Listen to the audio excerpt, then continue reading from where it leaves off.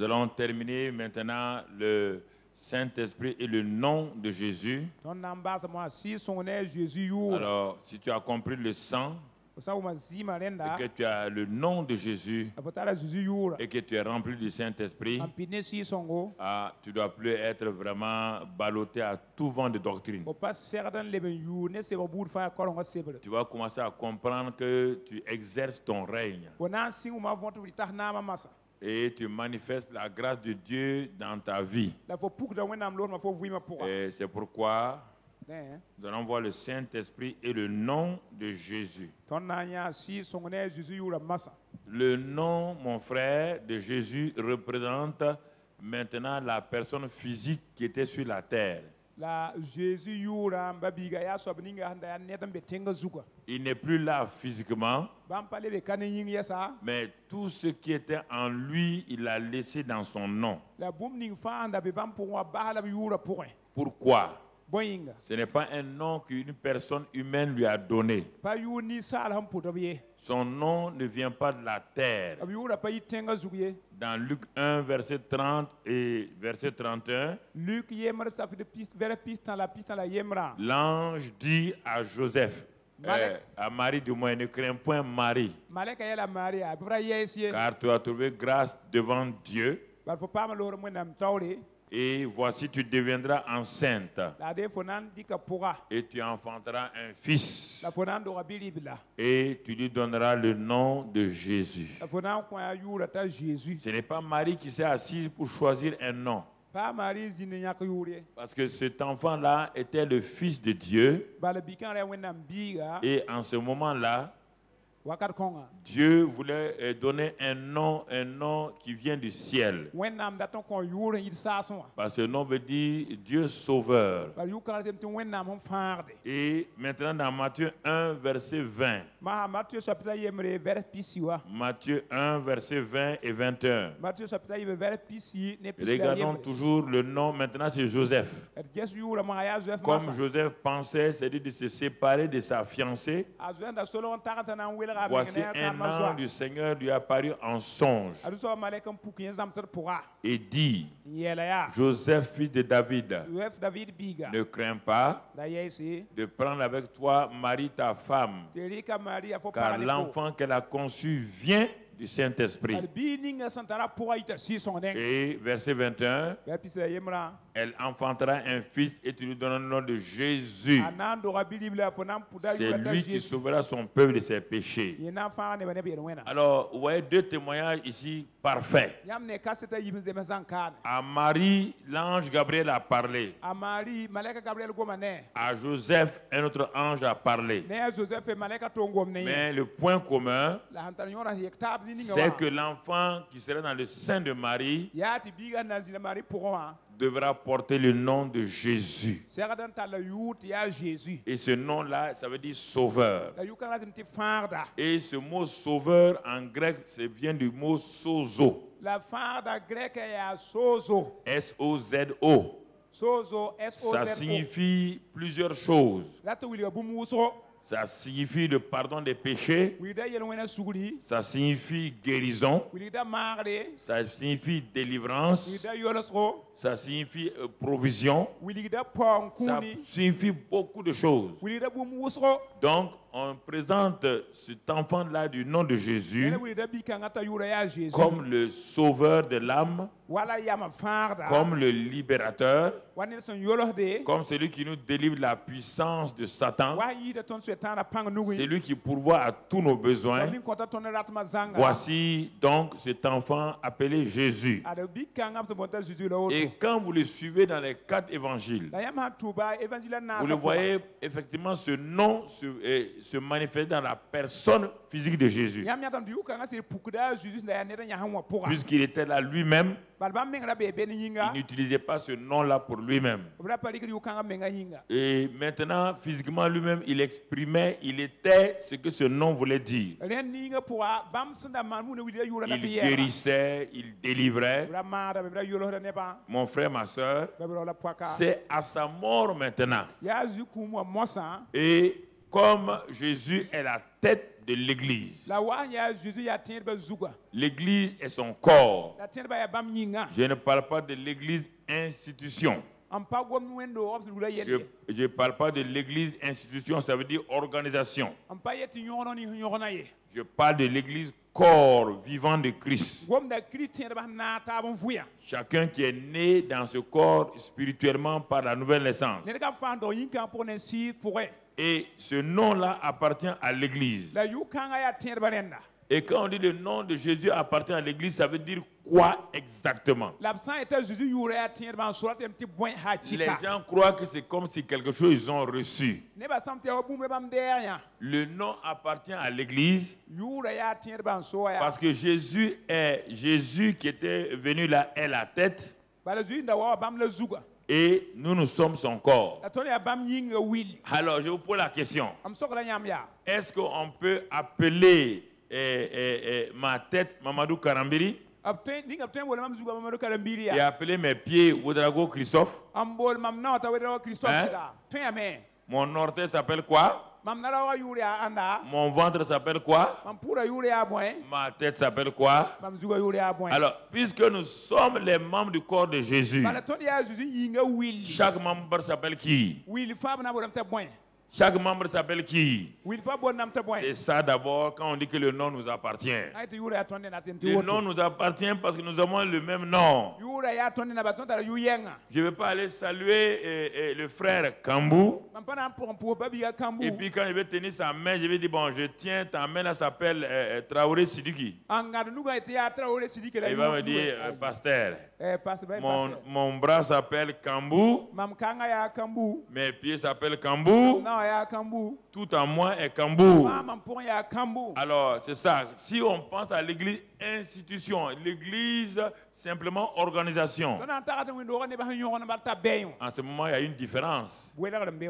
Car le président de la République a un nom. Mais on n'appelle pas le palais où il habite avec ce nom. Non. Mais ici, donc Jésus, tu es fait partie du corps de Jésus. Alors quand on dit que la tête s'appelle Jésus, le pied aussi s'appelle Jésus. Si tu ne crois pas, je vais te donner un autre élément. Il y a toujours 2 ou 3 témoins pour dire ce que je te dis. Si tu ne crois pas, va voir dans Acte 9, on ne va pas le lire. Acte 9, tu le connais. De verset 1 jusqu'au verset 5. Tu peux noter, tu vas le lire.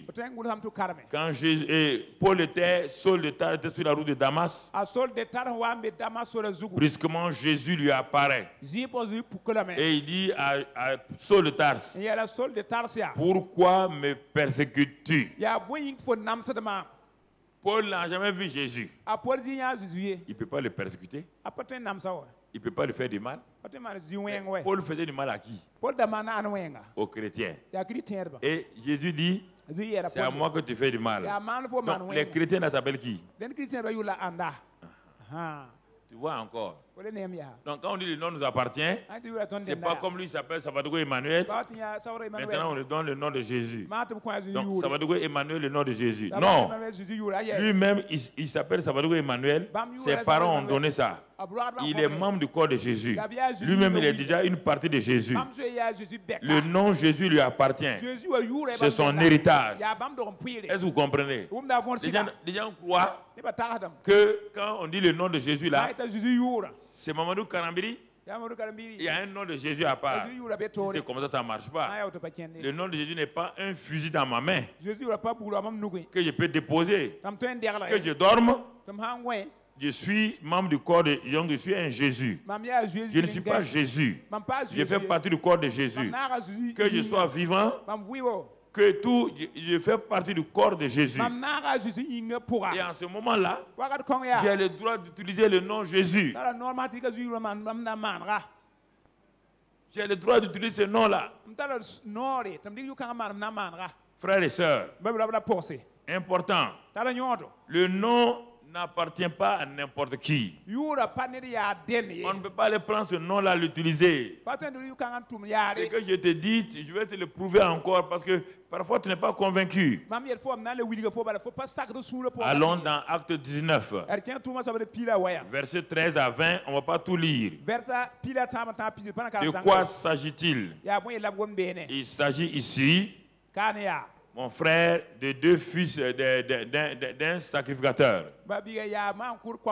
Et qu'est-ce qui va se passer? On dit quelques exorcistes juifs. Des gens qui se promenaient pour faire la délivrance. Alors, ils faisaient la délivrance. Ils ont entendu un jour un groupe qui a utilisé le nom de Jésus. Ils ont dit, et puis ce nom de Jésus-là, mais quand on l'utilise, les démons fuient. Ils ont dit, on a trouvé notre secret maintenant. C'est ça qui nous manquait. Chers amis, ils ont dit, on a trouvé la solution. Ils ont dit, notre travail, là, on va avoir l'argent. Mais est-ce qu'ils appartiennent à Jésus? Ils n'ont pas le droit d'utiliser le nom de Jésus. Si tu n'appartiens pas à Jésus, tu ne peux pas utiliser le nom de Jésus avec efficacité. Tu peux l'utiliser accidentellement par grâce. Si tu appelles au secours Jésus, il va t'aider, mais c'est accidentel. Alors, ils ont vu un fou. Ils ont dit, on va faire la pratique. Ils ont entouré le fou là. Ils ont commencé à danser. Au nom de Jésus, tu es terrassé. Le démoniaque les a regardés. Est-ce que vous comprenez? Quand je vous ai dit ça hier, vous ne comprenez pas. Satan habite dans un homme. Et cet homme-là a la capacité de savoir que ceux qui utilisent le nom de Jésus là, ils n'appartiennent pas à Jésus. Et toi, tu as Jésus en toi. Tu n'es pas capable de discerner que cet homme-là a le démon. Donc tu as un problème déjà. Même le fou, le démon qui est en lui, a regardé les exorcistes là. Quand il les a regardés, et le démon va parler à travers le fou là. Il dit, mes chers amis, nous connaissons Jésus. Et nous connaissons Paul aussi. Le Paul qui nous chasse au nom de Jésus là. On le connaît. Lui et Jésus sont un. C'est pourquoi, quand il utilise le nom de Jésus, nous on obéit. Mais vous, qui êtes-vous? On n'a pas dit qu'on ne connaît pas leur nom. On leur dit, dans le monde spirituel, quelle est votre position? Quelle est votre autorité? Est-ce que vous entendez? Quelle est votre autorité? Vous voulez utiliser un nom? Un nom qui vous n'êtes pas membre de cette famille. C'est difficile. Je ne peux pas m'introduire dans une famille Kaboré, avoir accès à l'héritage de Kaboré. Mais on va me dire, mais tu es un voleur. C'est pourquoi le fou a attrapé deux d'entre eux. Jamais des exorcistes n'ont jamais été battus comme ça. Il les a battus. Un seul homme. Il les a battus. Ils ont couru tout nus dans les rues. Donc, ça veut dire quoi? Que le nom là appartient seulement à ceux qui font partie de la famille. Et si tu ne fais pas partie de la famille là, mets-toi sous la protection en recevant Christ Jésus comme Sauveur et Seigneur. En ce moment-là, tu pourras utiliser le nom. Et que tu comprennes ce que la Bible. Le nom appartient. C'est pourquoi Pierre a dit au paralytique, je n'ai pas d'argent, je n'ai pas d'or, mais ce que j'ai le nom de Jésus. Et ce nom-là est Ouvre toutes les portes. Au nom de ce Jésus-là, tu vas te lever et marcher. Et l'homme s'est levé et marché. Pierre savait qu'il n'a pas d'argent, il n'a pas d'or, mais il a le nom de Jésus. Maintenant qu'il est converti à Christ, le Saint-Esprit habite en lui. Le Saint-Esprit dit à Pierre, tu as le droit d'utiliser le nom de Jésus, car tu fais partie de la famille de Jésus. Alors, nous faisons partie de la famille de Jésus, on a cru en lui. Et c'est nous qui n'utilisons pas le nom de Jésus. C'est dommage. Et quand on l'utilise sans foi. Est-ce que quelqu'un a besoin d'avoir la foi pour utiliser le nom Karambiri? S'il est un Karambiri, est-ce qu'il a besoin d'aller jeûner et prier? Hein? Le nom lui appartient. Est-ce que Sabadogo Emmanuel, tes enfants ont besoin d'aller jeûner et prier pour utiliser ton nom? Ils sont nés dans la famille Sabadogo. Ils appartiennent à Sabadogo. Ils utilisent ce nom-là. Même quand tu les réveilles du sommeil, ils vont dire je suis un Sabadogo. Et ils utilisent ce nom avec fierté. Et pourquoi on ne veut pas utiliser le nom de Jésus avec respect, honneur et avec sagesse? C'est pourquoi les démons nous regardent et disent mais ils ne croient pas au nom de leur Seigneur. Ils ne croient pas en ce nom-là. Ils disent ce nom-là et puis ils tournent le dos, ils s'en vont. Ils disent ce nom-là. Ils croient qu'il faut qu'ils terminent leur prière au nom de Jésus. Ils n'ont pas compris ce que veut dire le nom de Jésus. Tout le monde travaille pour terminer sa prière au nom de Jésus. Il commence d'abord, oh Seigneur Jésus. Tu vois, on est là. Jésus. Il faut nous aider au nom de Jésus. C'est une prière qui ne veut rien dire. On ne prie pas Jésus au nom de Jésus. Ça n'a aucun sens. Ça veut dire quoi? Au nom de Jésus, ça veut dire quoi? Ça veut dire que Jésus n'étant pas là physiquement, son nom l'a remplacé. Est-ce que vous comprenez? Ce nom-là, j'ai le droit de m'identifier à ce nom. Quand je dis au nom de Jésus et que je prie le Père dit, Jésus est au ciel. Tu es devenu mon fils maintenant. Tu as le droit d'utiliser ce nom-là. Ce nom-là t'appartient. Tu fais partie de la famille de Jésus.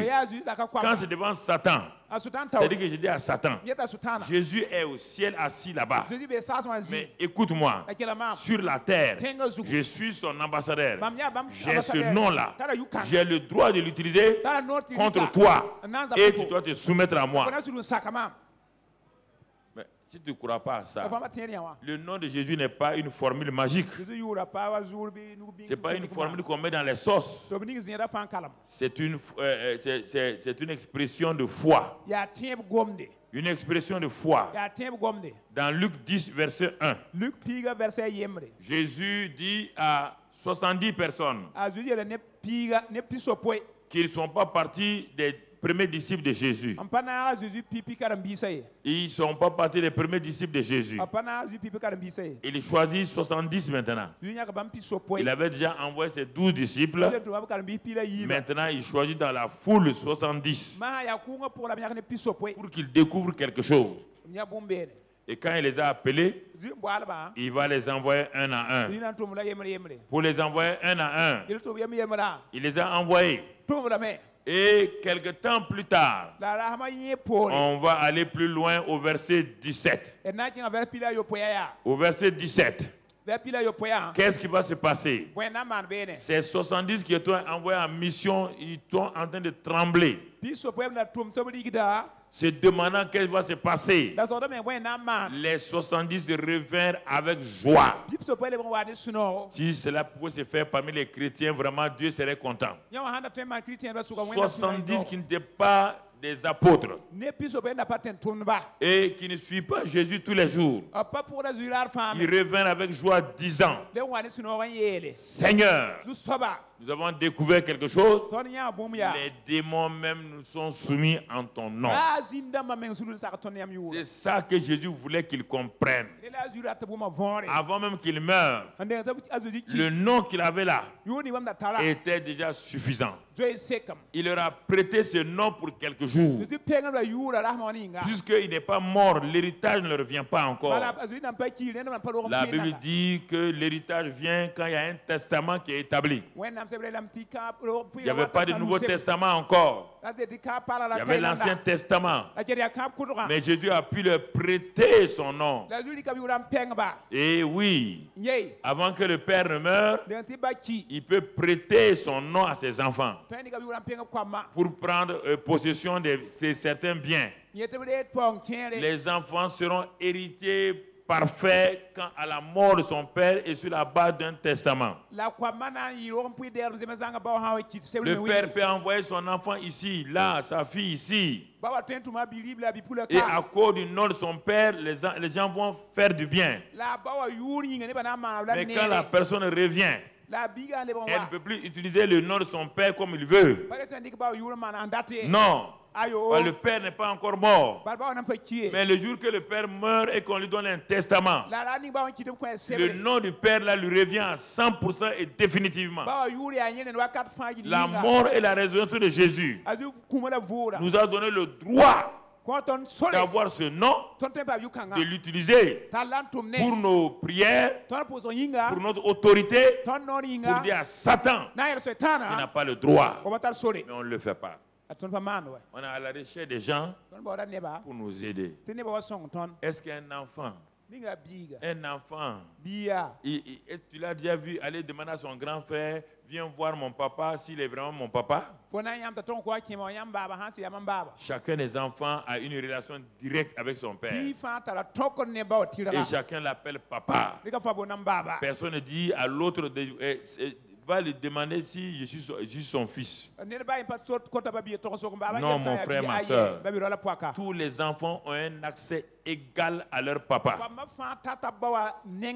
Alors c'est pourquoi ils sont revenus. Et Jésus leur dit une chose. Il dit, vous ne savez pas. Ce ne sont pas les démons seulement qui vous ont été soumis. Je vais vous dire un secret. Le verset, la suite du verset. Qu'est-ce qu'il dit? Je voyais Satan lui-même tomber du ciel comme un éclair. Hein? Ah bon? Devant nous? J'ai dit oui. Même Satan là. Quand partout vous allez vous dire au nom de Jésus, ça atteint le second ciel. Et je le voyais tomber comme un éclair. Il n'était pas à l'aise. Il n'était pas à l'aise. Les gens ont découvert, ils disent, ah bon? Regardez frère. C'est-à-dire que nous avons été habitués à venir à l'église. Nous avons été habitués à faire des prières traditionnelles en terminant au nom de Jésus. Le nom ne nous dit plus rien.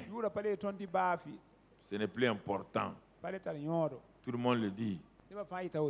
C'est comme nos parents qui disent au nom de Dieu, je vais te tuer.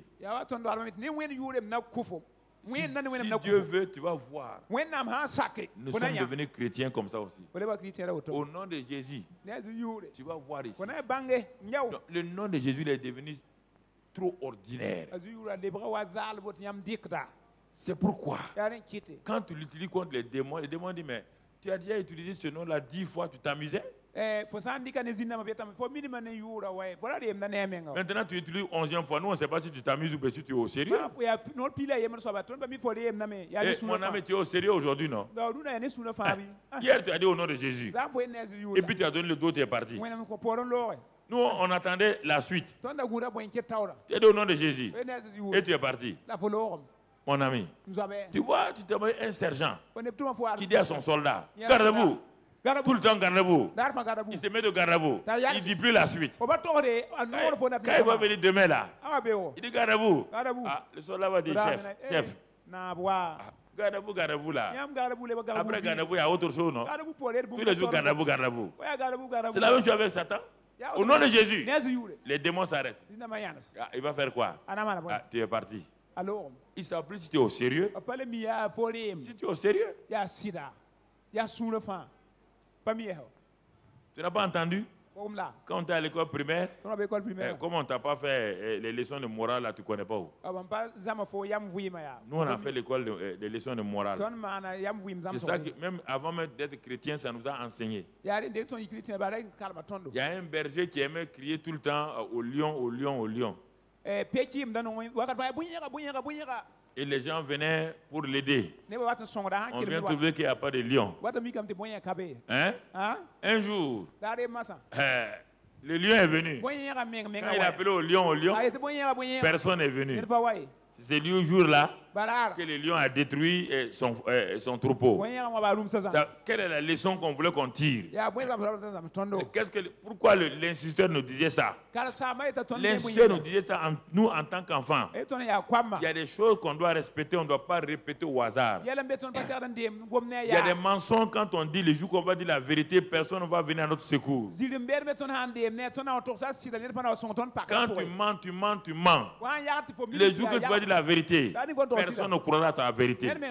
C'est ça que le maître voulait nous dire. Et on a compris ces choses-là. Il y a beaucoup de leçons de morale que nos instituteurs ont inculquées en nous, qui nous ont permis d'affronter la vie.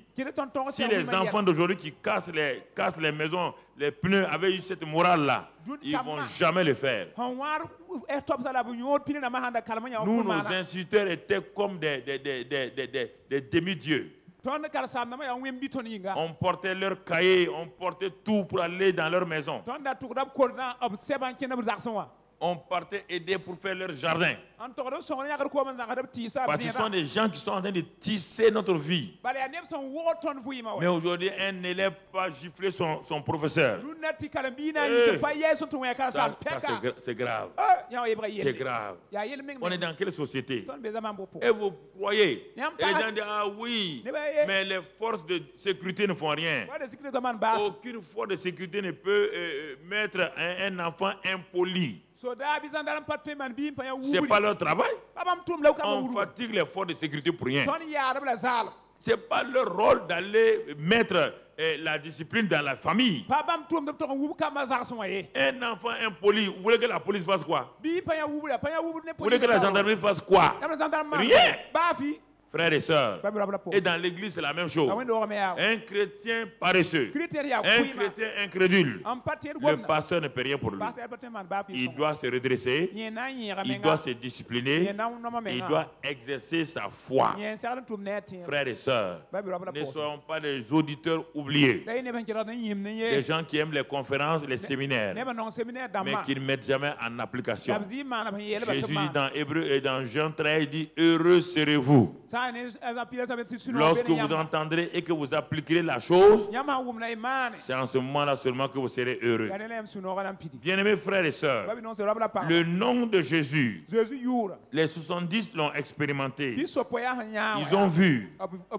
Ça, c'est avant que Jésus ne meure.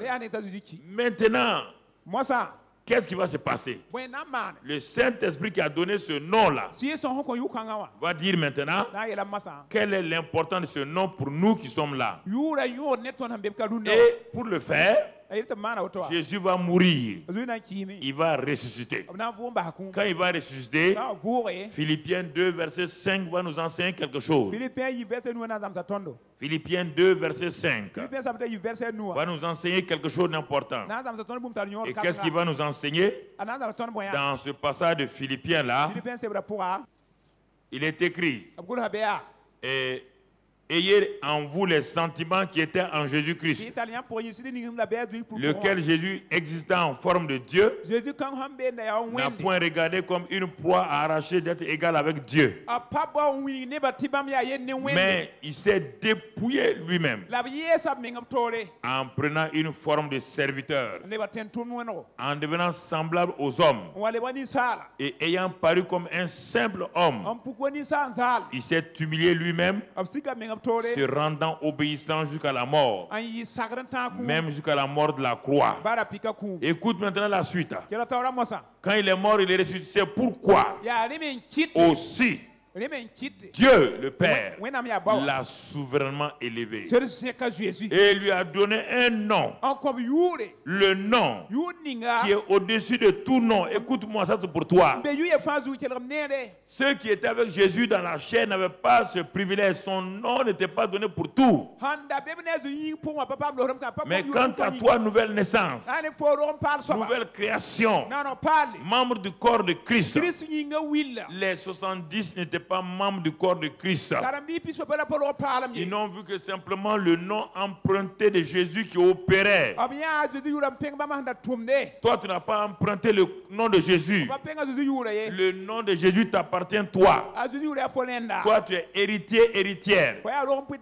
Et le nom t'appartient. Et c'est toi qui utilises ça mal. Moins que les 70. C'est pourquoi Dieu t'interpelle aujourd'hui. Il te dit, voici le nom qui t'appartient. C'est le même nom Jésus. Mais regarde maintenant les composantes après la résurrection. Il dit le nom qui est au-dessus de tout nom. Tout nom.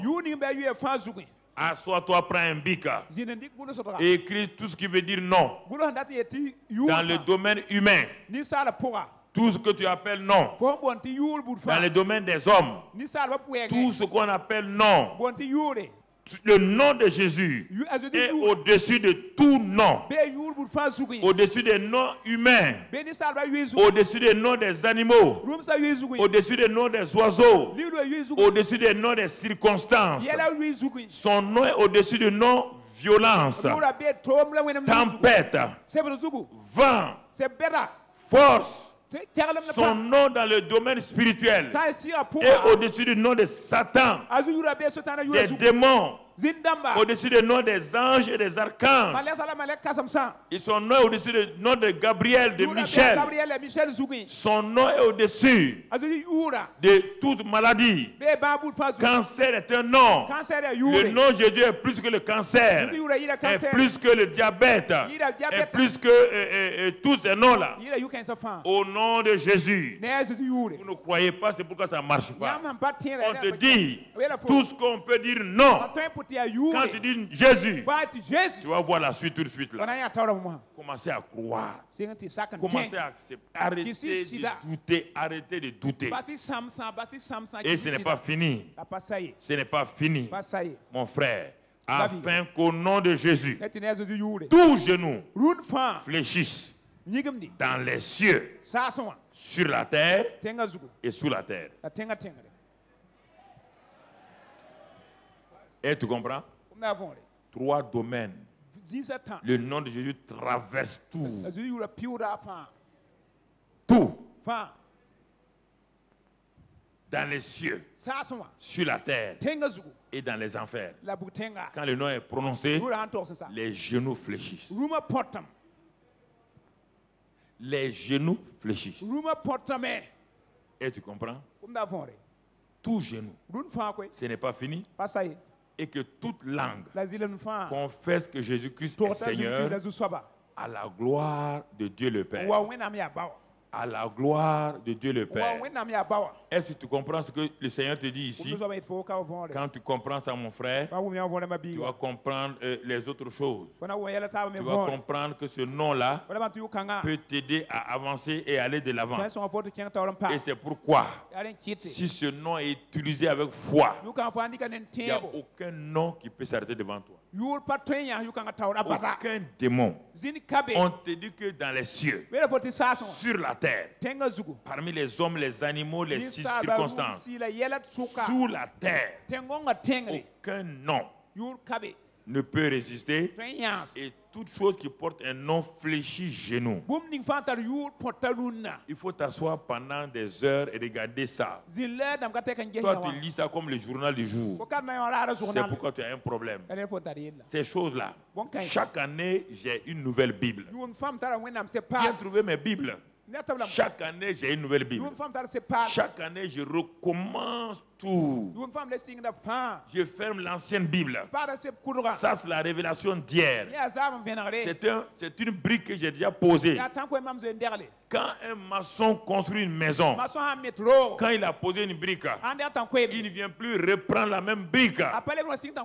La brique, il vient poser une nouvelle brique sur l'ancienne brique. Il ne jette pas l'ancienne brique. La nouvelle brique permet d'élever la maison en hauteur.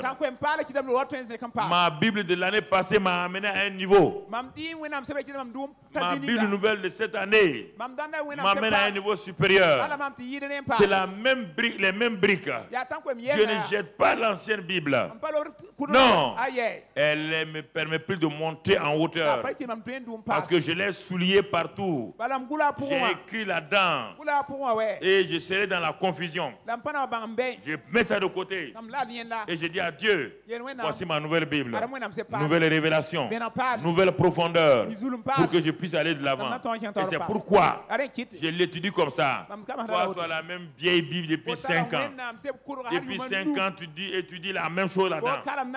Les mêmes écritures vieilles. La révélation d'hier. Est-ce que tu as mangé le taux d'hier? C'est ça qu'on t'a servi aujourd'hui? Chaque jour, tu manges un nouveau riz. Chaque jour, tu manges un nouveau pain. Est-ce que si on te sert le pain de 3 jours, tu seras content? Si la parole de Dieu est du pain pour nous, on parle du pain frais. On ne parle pas du pain sec. On ne parle pas du pain de 3 jours. Le pain de 3 jours t'a été utilisé à 3 jours. Pas aujourd'hui. Donne-nous notre pain de ce jour. Donne-moi le pain de la révélation. Hier est passé. Je ne peux plus contrôler hier. Demain ne m'appartient pas. Mais aujourd'hui, j'ouvre la Bible, Seigneur. Donne-moi la révélation du jour. Donne-moi le pain de ce jour. Le pain pour moi-même. Le pain pour mes frères. Le pain pour ceux qui ne sont pas là. C'est ça la prière. Donne-nous notre pain de ce jour-là. C'est ça la prière. Et si tu fais comme cela, Dieu va te donner le pain pour toi. Il va te donner le pain pour tes frères. Il va te donner le pain pour ceux qui sont loin. C'est là, mon frère, ma soeur. Chaque jour, tu dois découvrir quelque chose. Tu ne peux pas vivre avec les anciennes révélations. Non, mon ami. Non, mon frère. Il faut apprendre à progresser avec le Seigneur. Et la progression dépend du Saint-Esprit. Quand tu es connecté à lui, quand tu sais qu'il est en toi et tu ouvres la Bible, il me dit lui simplement, illumine les yeux de mon cœur afin que je contemple les merveilles de ta parole. Et tu commences à faire beaucoup de prières que Paul faisait dans la Bible. Paul a fait plusieurs prières dans la Bible, dans Éphésiens 1, 18, dans Éphésiens 3, dans Colossiens 1, verset 9 à 14. C'est une prière que je fais pour moi-même chaque jour. Dans Colossiens 1, verset 9 à 14, j'ai fait cette prière pour moi. Je dis, Seigneur, remplis-moi de la connaissance de ta volonté, en toute sagesse et intelligence spirituelle, pour que je marche d'une manière digne de toi et que je te sois entièrement agréable, portant des fruits en toutes sortes de bonnes œuvres et croissant par la connaissance de Dieu, fortifié à tous égards par ta puissance glorieuse, en sorte que je sois persévérant et vaillant dans la joie. Lis ça, tu vas trouver ça. C'est ça que je dis pour moi chaque jour. Je dis à Dieu, remplis-moi de la connaissance de ta volonté, en toute sagesse et intelligence spirituelle, pour qu'aujourd'hui, je marche d'une manière digne de toi et que je te sois entièrement agréable, que je porte des fruits en toutes sortes de bonnes œuvres et que je croisse et que je te sois agréable en tout. Et donc, en ce moment-là, quand je fais ça, le Saint-Esprit dit, tu ne veux pas des choses pour toi. Non, je n'ai pas besoin chaque jour de demander à Dieu, donne-moi ça, donne-moi ça. Je demande le pain quotidien. Et le pain quotidien, c'est la révélation. Mon pain quotidien, c'est simplement la sagesse. Mon pain quotidien, c'est la connexion avec le Saint-Esprit. Et à ce moment-là, il me donne ça. Et je suis rassasié. Mon frère, ma soeur, c'est cela. là, le nom qui a été donné, le nom qui est au-dessus de tout nom, afin qu'au nom de Jésus, tout genou fléchit dans les cieux et la terre. Si tu ne connais pas la Bible, comment tu vas prier? Tu vas prier des prières au hasard. C'est pourquoi la connaissance de la Bible est importante. Il dit, remplis-toi de la parole de Dieu. C'est la parole qui doit sortir de toi. Si la parole ne sort pas de toi, ce qui te remplit là, c'est ce qui va sortir. N'oublie pas que la Bible dit, c'est de l'abondance du cœur que ta bouche parle. Si ta bouche est remplie de mensonges, si ta bouche est remplie des choses vulgaires, ton cœur, ta bouche va le dire. Ta bouche est ton directeur commercial. Ton cœur est ton usine. Ce que l'usine fabrique, c'est ça que le directeur commercial vend. Tu m'entends? C'est pourquoi tu ne peux pas dire autre chose. Parce que ton cœur fabrique des mauvais produits. Et tu veux les vendre. Le cœur et la bouche sont liés. Tu entends? Ton cœur fabrique des produits. Et tu veux les vendre aux gens. Ta bouche est ton directeur commercial. Ton cœur est ton usine. Tu vois? C'est pourquoi ça ne marche pas. De l'abondance du cœur, la bouche parle. Elle parle quoi? Mensonge. Elle parle quoi? Diffamation. Elle parle quoi? Tout. Tu ne peux pas être plus que ton cœur. Ta bouche n'est jamais hypocrite. La bouche dit ce que le cœur est. Est-ce que vous entendez? C'est pourquoi ta bouche doit dire je suis plus que vainqueur. Si ta bouche dit autre chose, si ta bouche dit je vends mon produit, mon corps est faible, tout de suite, tout le corps devient faible. Que tu veux, tu ne veux pas. Quand tu arrives, tu dis à moi, je ne sais pas. Hein. Vraiment, ça ne va pas dans ma vie. Je suis complètement découragé. La bouche dit, vous avez entendu? Vous avez entendu? Et on est en train de vendre la fatigue. On est en train de vendre le découragement. Avant que tu saches, avant le soir, tu sens que tu es abattu. Pourquoi? Tu as acheté ton propre produit. Faire attention à ta bouche. La Bible dit dans Proverbe 18, verset 20, la mort et la vie sortent de ta bouche. Et il dit de faire attention, de ne pas continuer à vivre avec une bouche qui proclame des paroles négatives. Tu veux t'édifier toi-même? Assois-toi et proclame la parole de Dieu sur toi. Cherche les livres des psaumes. Cherche tous ces passages-là. Lis-les et parle sur toi-même. Proclame ça. Mon âme bénit le Seigneur. Il dit David dit à Dieu, à son âme, il dit mon âme, ne joue pas avec moi, hein. Tu veux me créer des problèmes. Il ordonne à son âme. Tu entends? Quelqu'un qui parle à son âme, on va dire qu'il est fou, mais il n'est pas fou. Le psaume 103, David dit, mon âme bénit l'Éternel, que tout ce qui est en moi bénisse son Saint-Nom. Mais son âme dit pourquoi? Parce que c'est lui qui a pardonné toutes tes iniquités, c'est lui qui a guéri toutes tes maladies, c'est lui qui a délivré ta vie de la force, c'est lui qui te rajeunit comme l'aigle, c'est lui qui te rajeunit et qui te donne la force. Alors l'âme a dit, ah, si c'est ça, je vais bénir le Seigneur. Il faut que ta bouche, toi-même, déclenche la puissance en toi. Les gens ne veulent pas parler. On dit qu'ils sont timides. Tu te fais du mal quand tu es timide. Tu refuses de parler. On dit c'est la bouche qui proclame les choses. Mon frère, ma soeur, il faut parler. Prends la Bible, cherche les passages. Il dit, c'est pourquoi Dieu dit à Paul, ne dis pas que tu es faible. Hein? Le faible doit dire, je suis fort. Mais il dit, je n'ai pas dit le mensonge. Dieu dit, ce n'est pas le mensonge. Dans le monde spirituel, ce n'est pas un mensonge. Que le faible dise, je suis fort. Que le pauvre dise, je suis riche. Seigneur, moi je dis la vérité. J'ai un vélo sans frein. Dieu dit misérable. C'est toi qui achètes ton vélo? Proclame. Non, moi je n'aime pas dire la vérité, le mensonge. Ok, reste là-bas. Reste là-bas. Ouais, bien. On n'enseigne pas les gens à proclamer. Toujours pauvres petits pécheurs. Nous les pécheurs. Il te pose la question. Je vais te raconter une histoire avant de continuer. Dans une ville, dans un village, il y avait une pauvre jeune fille qui était prostituée. Prostituée. Écoute-moi, c'est une réalité.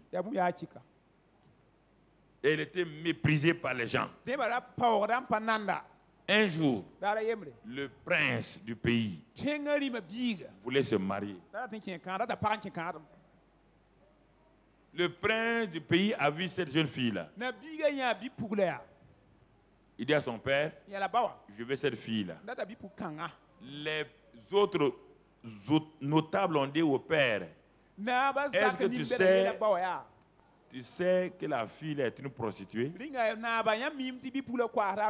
Ah, le papa dit lui, il ne sait pas. Il appelle son fils. La fille que tu veux marier là, c'est une prostituée. L'enfant dit au père, pour le mariage là, tu m'as dit de choisir mon épouse. Et mon choix s'est porté sur cette jeune fille.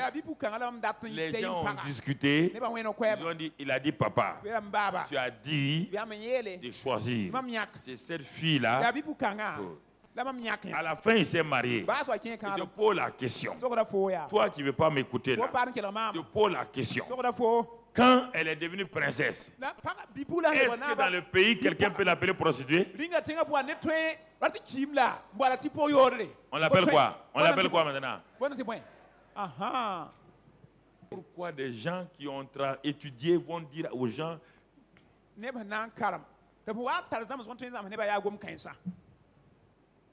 quand l'ancien roi du Maroc, pas celui-ci, son papa, était sur le trône. Un jour, il a envoyé des princes, pas le prince héritier, celui qui est là, il a envoyé des princes du Maroc, j'étais là, pour venir faire une visite officielle au Burkina. Il n'était pas prince héritier, hein? Il y a longtemps de ça. Quand l'avion royal a atterri à Ouaga, on a ouvert la porte. Ceux qui sont venus pour l'accueillir là. Quand les gens sont arrivés à la porte de l'avion,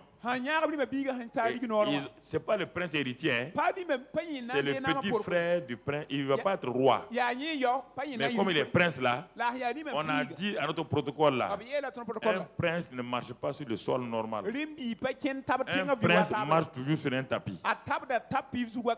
Ils ont couru, aller prendre le tapis rouge du président là, venir mettre. Et en ce moment, le prince est descendu. Si tu pars appeler ce prince-là, tu l'appelles le plus pauvre du village, il va t'écouter. Hein? Il est prince, non? Alors pourquoi des enfants de Dieu, vous allez accepter qu'on vous appelle pécheur?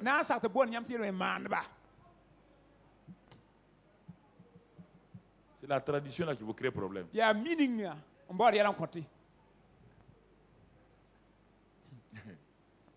Mais regardez autour de vous dans la vie naturelle. Pourquoi quand il s'agit de spirituel, de religion, les gens deviennent bêtes? Le petit d'un mouton s'appelle chien. Hein? C'est ça, hein? Ah non? Ah bon? Le petit d'un éléphant, on l'appelle cheval. Alors, l'enfant d'un Dieu, vous l'appelez pécheur. Et tout le monde accepte ça.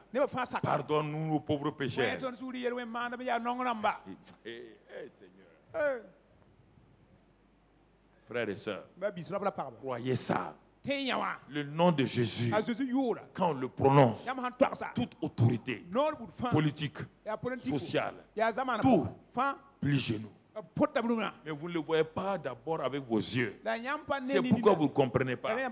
Vous voulez voir avec vos yeux. On ne voit pas le monde invisible à les yeux. Quand les esprits sont à genoux, ceux qui veulent vous dominer, ils les libèrent. Ils n'ont plus le pouvoir sur vous.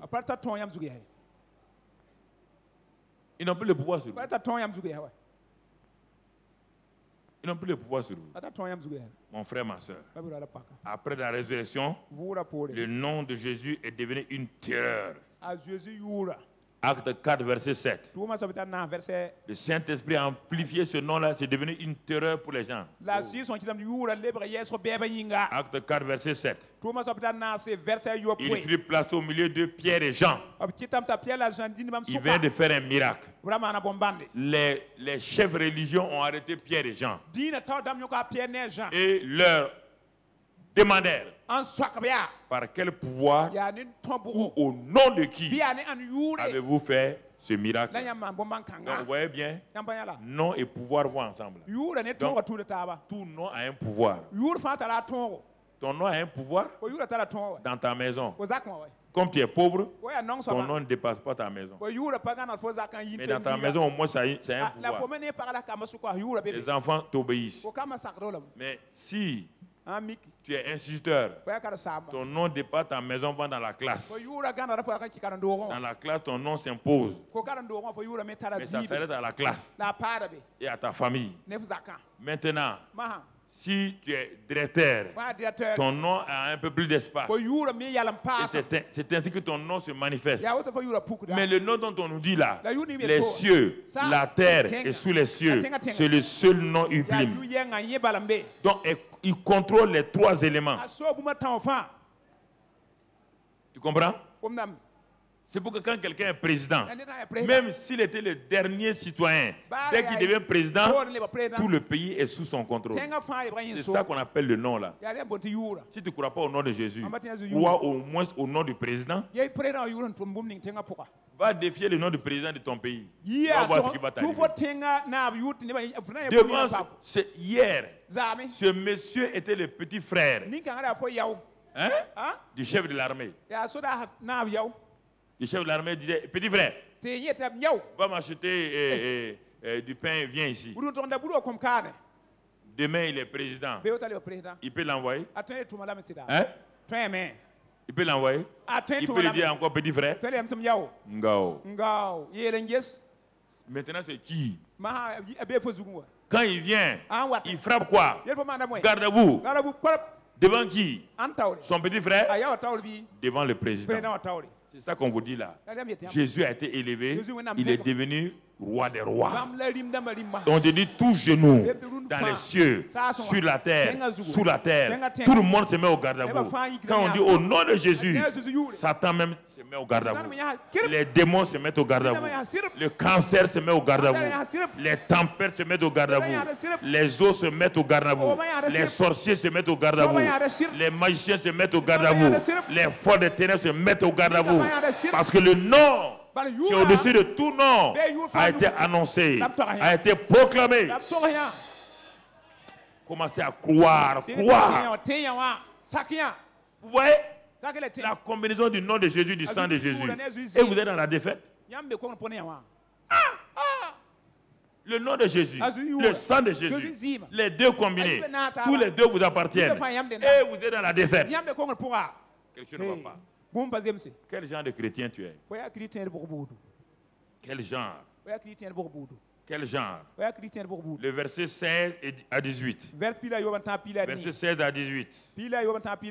Mon frère, ma soeur. Verset 16. Les gens ont dit, comme ils ne peuvent rien contre les pieds, ils disent, que ferons-nous à ces hommes-là? Car il est manifeste pour tous les habitants de Jérusalem qu'un miracle signalé a été accompli par eux. Et ils ne vont pas le nier. Regardez ce que Satan leur dit maintenant. Satan leur dit, si vous ne pouvez pas nier le miracle là, je vais vous donner une idée. Je vais vous aider. C'est la suite là. Viens. Mais voilà l'idée que Satan leur donne. Afin que la chose ne se répande pas davantage parmi le peuple, défendons-leur avec une menace de parler désormais à qui que ce soit en ce nom-là. C'est par là qu'on voulait tuer le christianisme et ils sont arrivés maintenant. On a mélangé beaucoup de noms dans le christianisme et le nom de Jésus, on a vraiment... les hommes de Dieu, vraiment, c'est terrible. Autant de pierres là, il n'y avait qu'un seul nom, le nom de Jésus. On n'entendait pas un nom. Au fur et à mesure, on les a attrapés, on les a mis en prison. Hein? On dit on les défend de ne plus parler de ce nom-là. Est-ce que vous entendez? De ne plus prononcer ce nom-là. Il leur défendait absolument de parler et d'enseigner au nom de Jésus. Vous entendez? Mais est-ce qu'ils ont accepté? Ils ont dit quoi? Il vaut mieux obéir à Dieu qu'aux hommes. Hein? Il vaut mieux obéir. Et dans le verset 12, on repart en arrière. Voilà ce que Pierre va dire. Pierre, le peureux qui a trahi Jésus là, maintenant il est rempli du Saint-Esprit. Est-ce qu'il peut trahir encore? Non. Verset 12. Pierre s'arrête. Écoutez maintenant. Chrétiens, protestants et catholiques. Regardez. Il n'y a de salut en aucun autre. Car sous le ciel, aucun autre nom nous a été donné parmi les hommes par lequel nous devons être sauvés. Hein? Aucun autre nom. C'est le seul nom.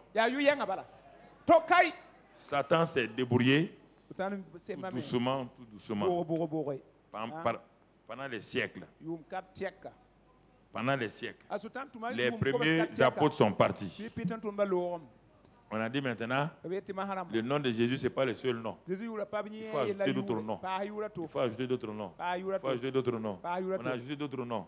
Maintenant, les chrétiens sont dans la confusion. Quand il dit Jésus, ils ont mis d'autres noms à côté. On ne sait plus qui est qui. Voilà le piège. Voilà le piège. On a diminué le nom de Jésus. Pierre, il dit devant tout le monde, c'est écrit dans n'importe quelle version de la Bible. Si tu veux, j'ai toutes les versions de la Bible. Jérusalem, les moines de Marisdou, l'abbé Crampon, j'ai tout. C'est le même verset. Il n'y a de salut en aucun autre nom que le nom de Jésus.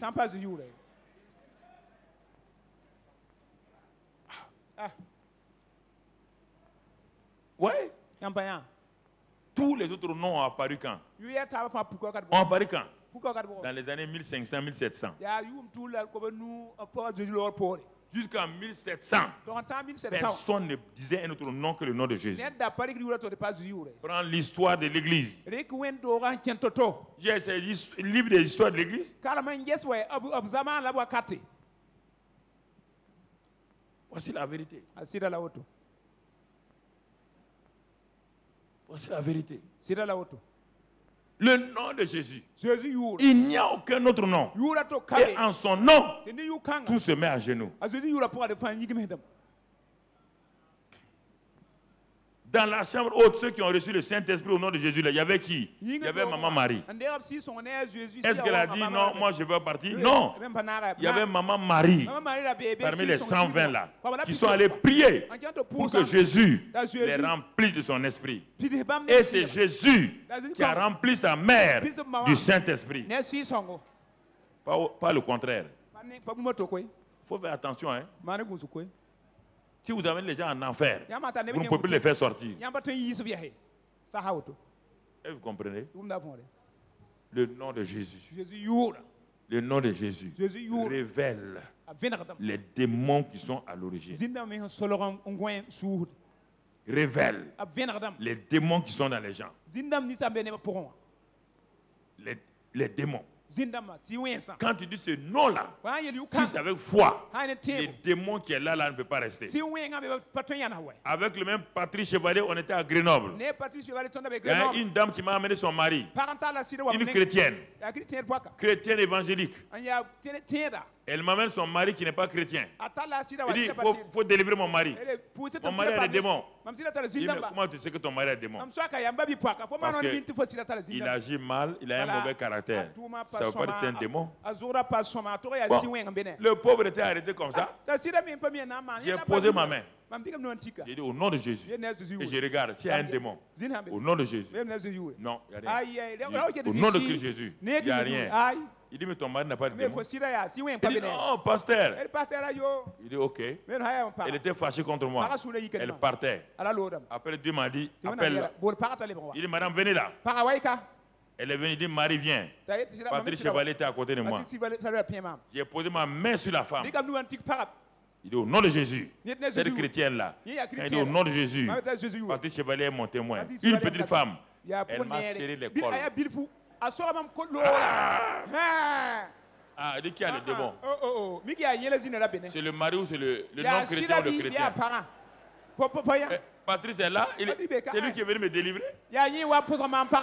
Une petite femme accrochée au cou d'un homme.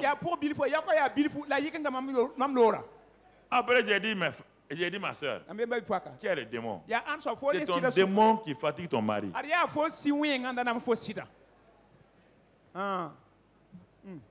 Le nom de Jésus. Simplement. J'étais en Suisse. On m'a amené une jeune dame, je ne sais pas si elle doit venir de Tunisie ou bien de Liban. Ils ont dit c'est une jeune dame, elle est très bien. Vraiment, elle a eu des démons qui sont là. Okay. Moi, je prêchais. Quand j'ai fini, je dis bon, ceux qui ont besoin, je ne la connaissais pas. Ils n'ont qu'à s'aligner, je vais prier pour eux.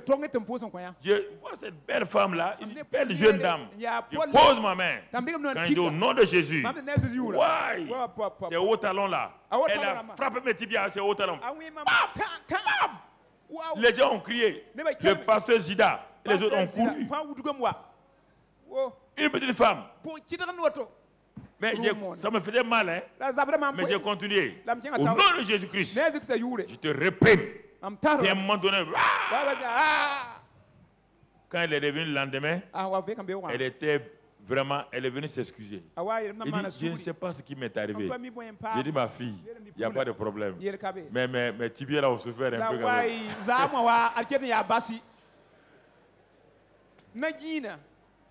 Le nom de Jésus. Vous avez une arme puissante que vous ne savez pas. Au nom de Jésus, vous savez, les portes du ciel s'ouvrent.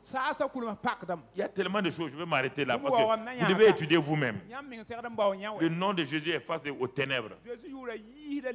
Les ténèbres ne peuvent pas rester. Le nom de Jésus devant le soleil, devant la pluie.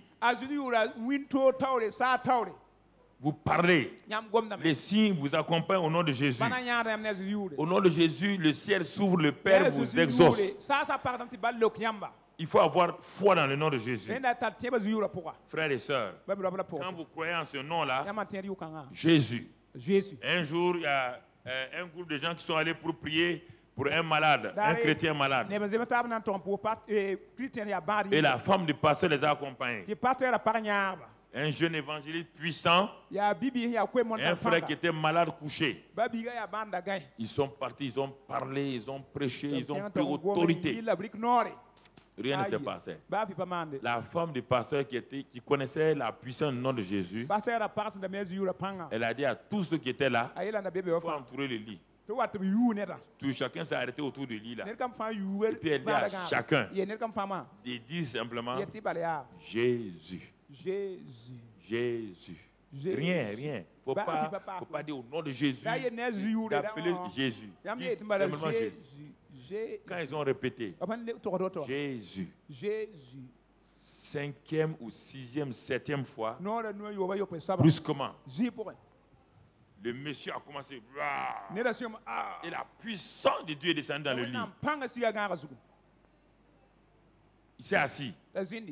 Et elle dit maintenant au jeune pasteur là de continuer. Le jeune pasteur reprend sa tradition encore. Au nom de Jésus, le type est retombé encore. La femme l'a dit, entourant encore. Ils ont simplement Jésus. Ça suffit. Ils ont dit Jésus. Le type s'est assis.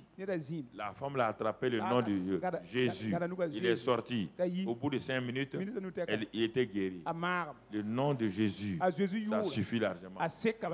Il faut pas tout le temps dire au nom de Jésus. Je t'ai dit ce matin, tu peux dire au nom de Jésus, j'invoque la puissance protectrice du sang. Ou bien au nom de Jésus-Christ, j'asperge maintenant le sang de Christ Jésus sur ma maison. Au nom de Christ Jésus, j'invoque ou j'applique le sang sur telle chose. Et la foi, en le faisant, tu verras la gloire de Dieu.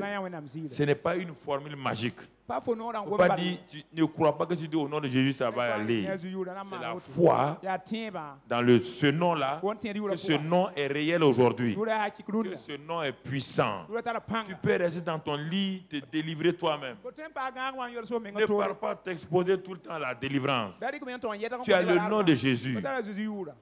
Pose ta main sur ta tête. Tu dis, je t'ordonne au nom de Christ Jésus. Mot de tête. Tu libères. Et puis crois. Si tu as des maux de ventre, mets ta main sur ton ventre. Et prends autorité. Ils imposeront les mains aux malades. Qui? Toi-même d'abord. Et au nom de Jésus-Christ, les malades seront guéris. Tu es le malade, tu as deux mains, tu as l'autorité, tu as le nom. Tu n'as pas besoin de quelqu'un. Pose ta main sur ton ventre. Prends autorité. Repousse. Et tu es guéri. Pourquoi vous attendez les mains des autres? Avez-vous confiance dans leurs mains? Au moins tu connais tes mains, non? Tu sais ce qui est dans tes mains? Il est dit quoi dans la Bible? Dans Isaïe, c'est quoi? Et dans sa main droite, il y a quoi? Il y a la puissance. Dans ta main, il y a la puissance. Le pouvoir a changé de main. Et c'est dans tes mains maintenant que se trouve le pouvoir au nom de Jésus. Exerce ce nom-là. Ce soir, je vais en faire une démonstration de puissance sur le nom et le sang de Jésus. Mais Dieu ne m'a pas dit dans quelle direction je vais aller. Bon. Il ne m'a pas dit que je dois faire. Ça, c'est ma proposition. Mais s'il change, moi je le suis. Donc, mon ami, mon frère, n'attends pas que je fasse cela. J'ai un patron. Je suis mon patron. Tu n'es pas mon patron. C'est lui qui est mon patron. On va prier maintenant. Excellent Père de grâce. Ton peuple est venu. Ils ont entendu le sang de Christ, le nom de Jésus, lié au Saint-Esprit. C'est le Saint-Esprit qui active le nom et le sang. Donne-leur de comprendre que eux-mêmes, ils ont cette autorité. Ils n'ont pas besoin d'un pasteur. Ils n'ont pas besoin d'un prêtre. Eux-mêmes, ils peuvent utiliser ce nom-là par la foi pour la guérison de leurs malades, pour la délivrance dans leur maison. Même quand il y a des esprits méchants, des esprits démoniaques, ils peuvent le faire. Révèle-leur cette grâce-là. Père, sois béni et sois loué pour ta grâce et ta fidélité. Sois exalté pour le nom de Jésus-Christ. Amen. Écoute-moi. Dieu me dit de donner ce témoin pour terminer.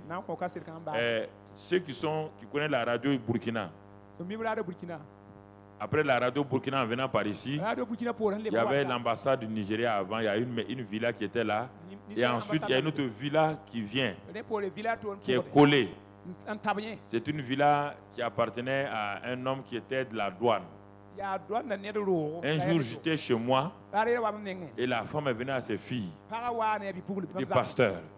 Elle n'est pas protestante, elle est venue simplement comme ça. Quelqu'un lui a dit, elle est venue. Elle est venue chez elle vite. Il ne peut pas dormir là-bas parce que le jour, des cailloux viennent frapper la maison. La nuit, les gens marchent sur les tôles, il y a trop.